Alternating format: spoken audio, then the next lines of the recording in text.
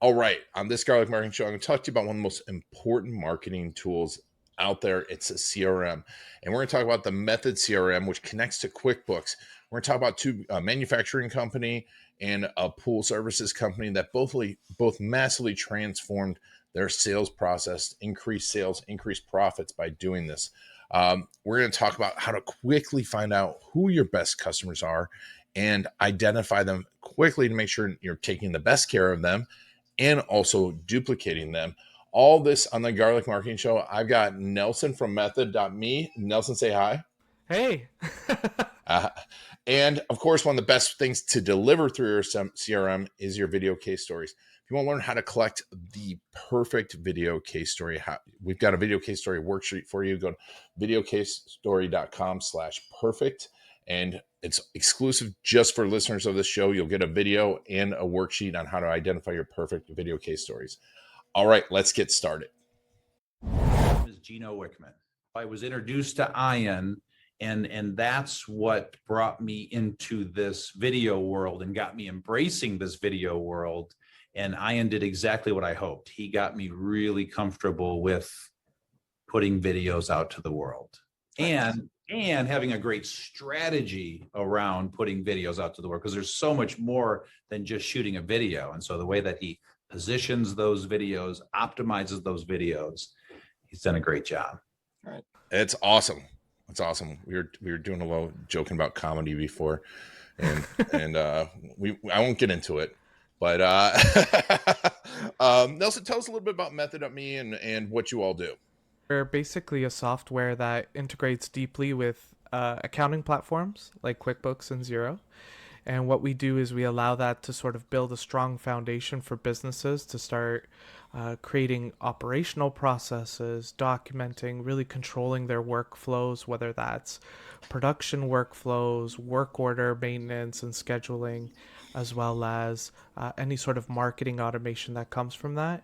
And really building this one system that is allowing you as a business to grow and design things the way you'd like them to be designed and workflows you'd like, rather than trying to fit you into a solution that you're kind of having to figure out every single day. How do I work around this? How do I work towards that? We really bring enterprise level tools to smaller businesses and growing businesses who need specific workflows and specific software to solve those problems. And instead of asking about the specific workflows, I'd like you to tell me some stories of people and how they've used this, because I think that's obviously case stories is my thing. Tell us a little bit about that.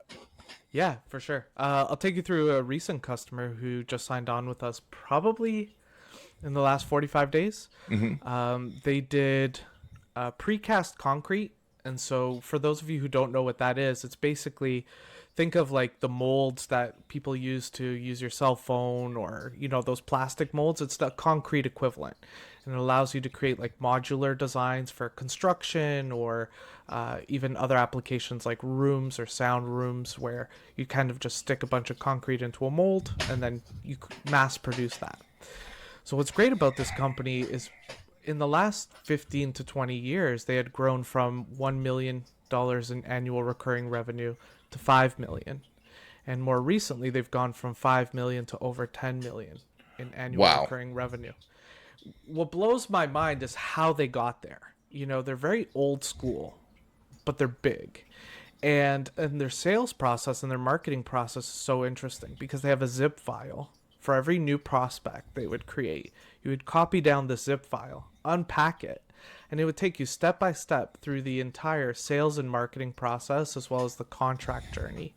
And yeah, so they've hit a roadblock at this point. We're copying that zip file down, extracting it, changing those Word documents. Oh my God. You know, they're finally at that point of time to optimize, you know? So yeah, it's an exciting story that came into my pipeline recently.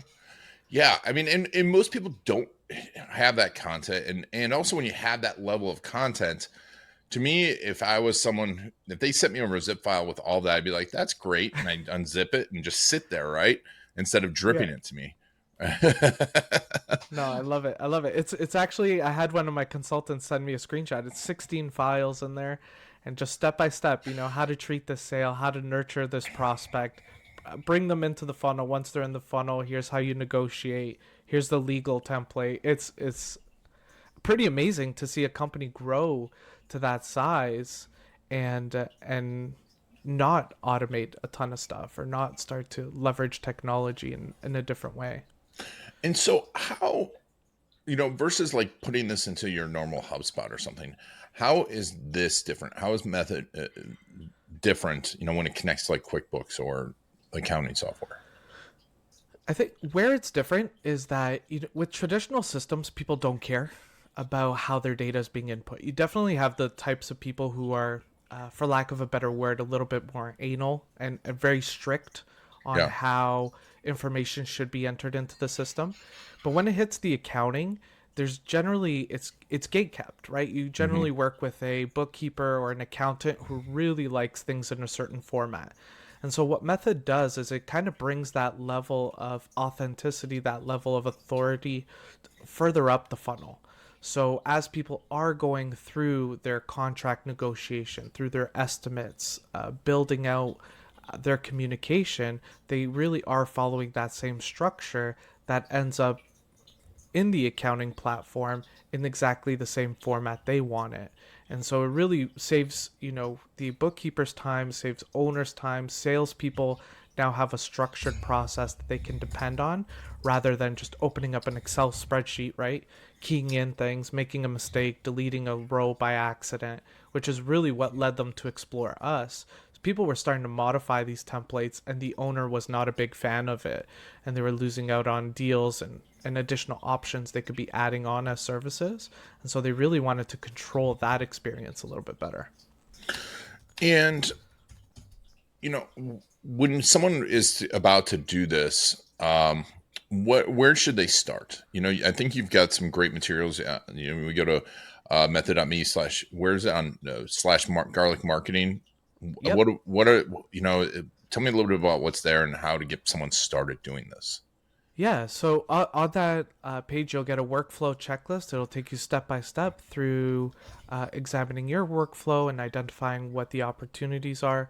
I think one of the easiest approaches is identify where people on your team are experiencing friction, and often as companies grow, especially in sort of that $1 to $10 million range, you're kind of in this puberty stage of a large organization. You don't know if you're going to be big, but you're too big to be small. And so you're trying to figure out where you fit. And when that happens, there's going to be a lot of friction across teams. The sales team is operating at a different lens than the accounting team, and the accounting team is operating at a different lens than the owner. And identifying those points of friction is really where you start. And so for us as a business, we really focused on accounting and sales and making sure that relationship is working well. But as an owner and as someone who's looking at their business, where are your teams having the most conflict? Sales team is asking for an estimate to go out. The accountant is pushing back saying, hey, the margins aren't right on this deal. Here are your margin limits. Like, you can only discount 20%. 25 is too much. And it undercuts other vendors or other services we're offering. And so really identifying where those points of friction are and doubling down and figuring out, how do I get the communication between team members working better? And it doesn't always have to be technology, but technology does facilitate that. 100%. I mean, I think, drawing out the workflows and then going, okay, how can we make technology work better? And you had another case story where someone succeeded with this as well, correct? Yeah. So, I've been talking a little bit about manufacturing there, but we also work with a lot of field service companies. And so one of the popular sort of themes right now is pool companies, right? If anyone here owns a pool, opening and closing is big business. It's really, the bulk of where pool companies make a ton of their money outside of, installing liners or, repainting them and resurfacing G-unit pools. But what Method does is it really enables, again, that accounting workflow and smoothing it out a little bit more, where you have this series of field techs that are out in the field. You have to schedule openings for, let's say, 400, 500, 600 clients and closings, and then invoice them accordingly based off the services you're offering.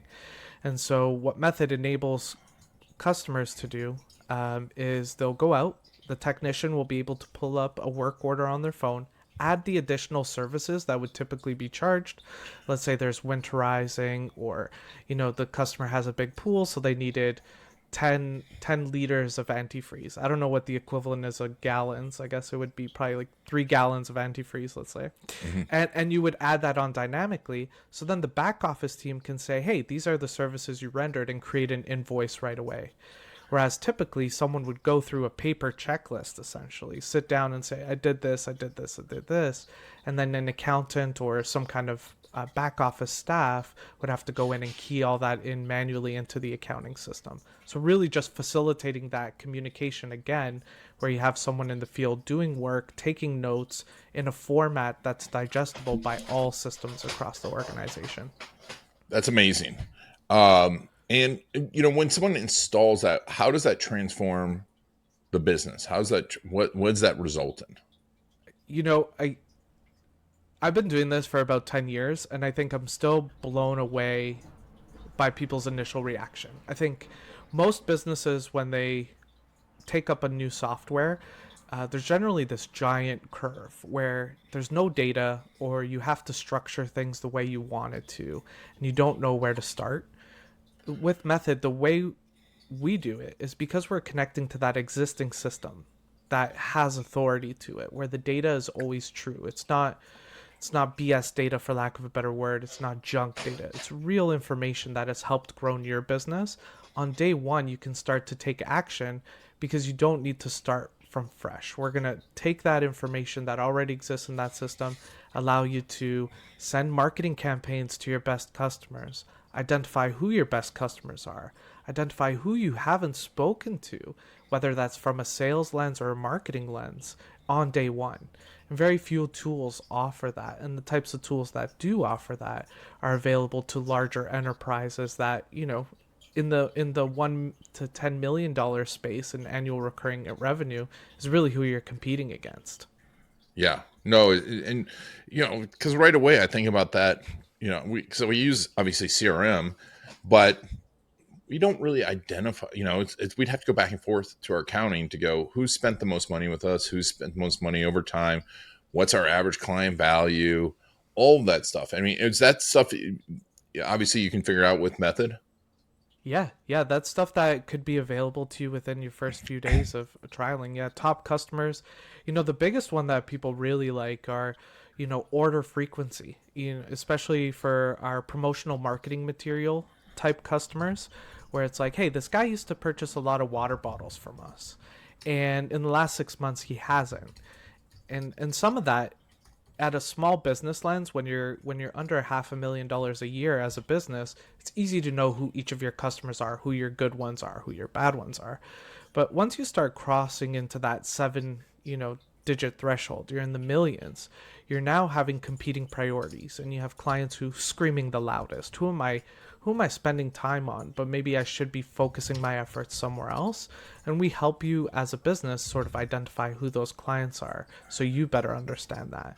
Because you're still a small shop, Yeah. at $1 million, you might be 10 people, maybe 11 or 12, and not everyone has access, like you said, to that accounting information that they can pull those reports and feel enabled to do that themselves. Yeah. I mean, I just think from a sales standpoint, it's like, hey, who hasn't bought from us in a while? Let's go out and reach it. Or who spent a lot of money with us?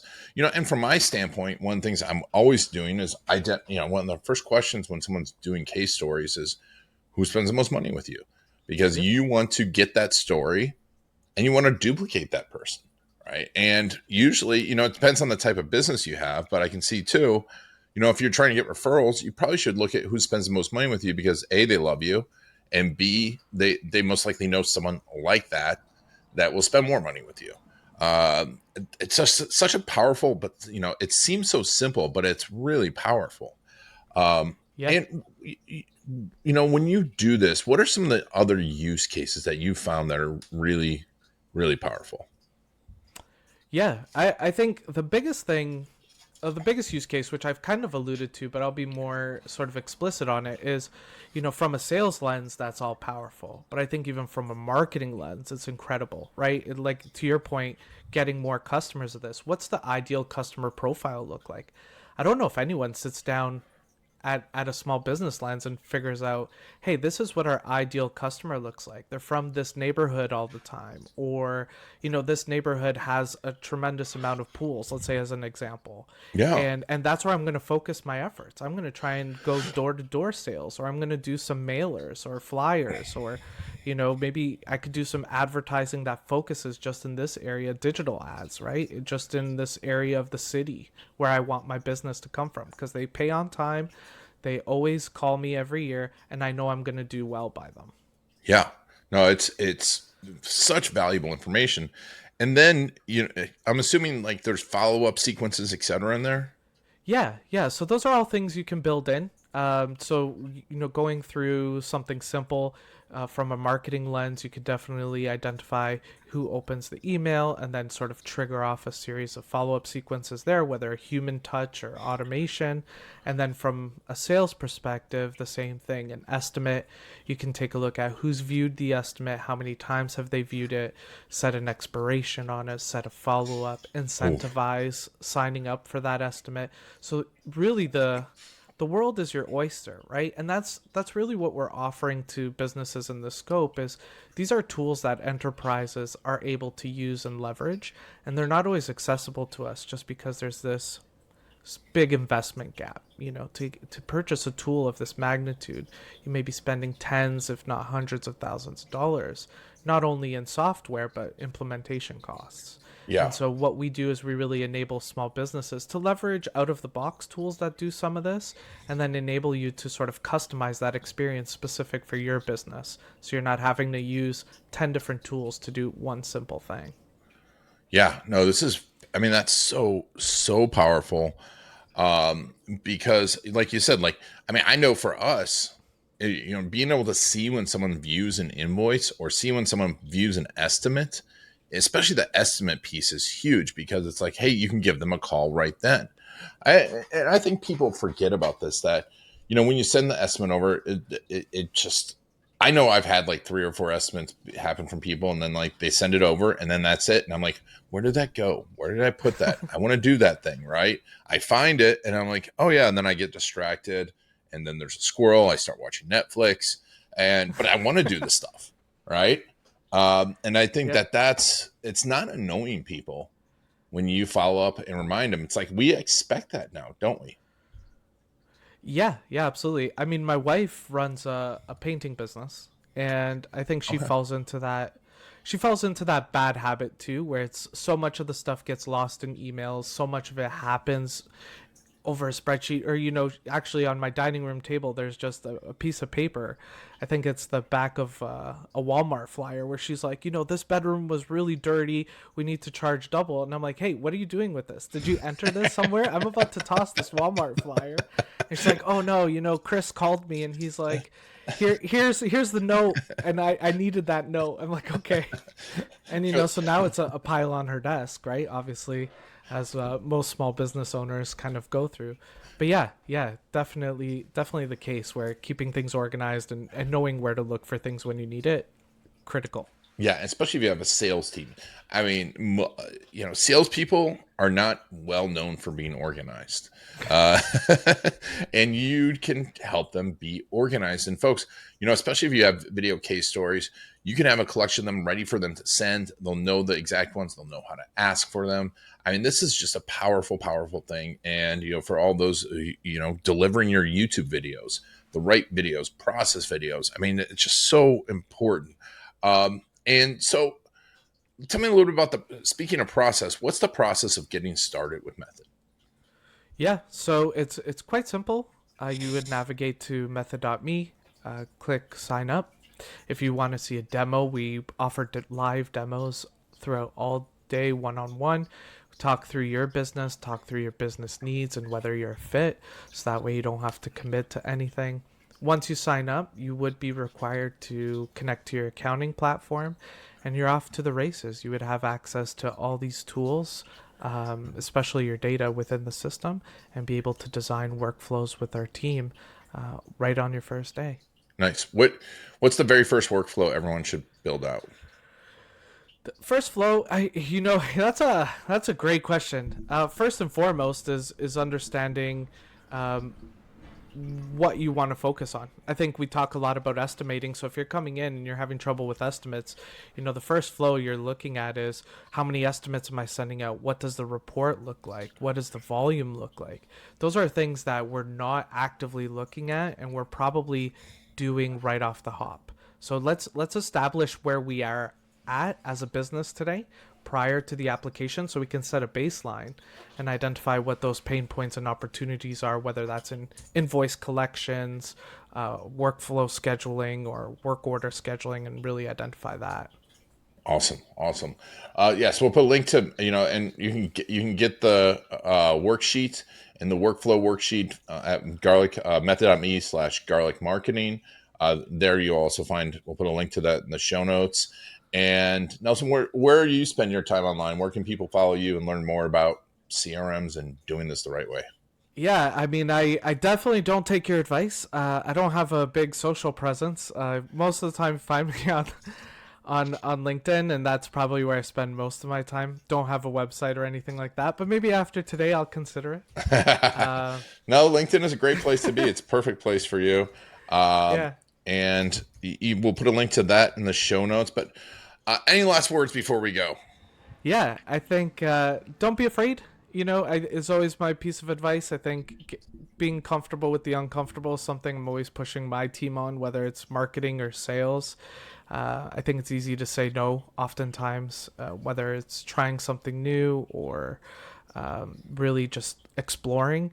And so, yeah, if you want to create a new social profile like I might after today, don't be afraid to embarrass yourself a little bit at the start. It's part of the process. Yeah. And eventually it becomes more and more organic, right? Yeah. And if you're afraid of a CRM, it's something you need to do. It will transform your business. It is one of the most powerful marketing tools, and especially if you can link it up to who your best customers are.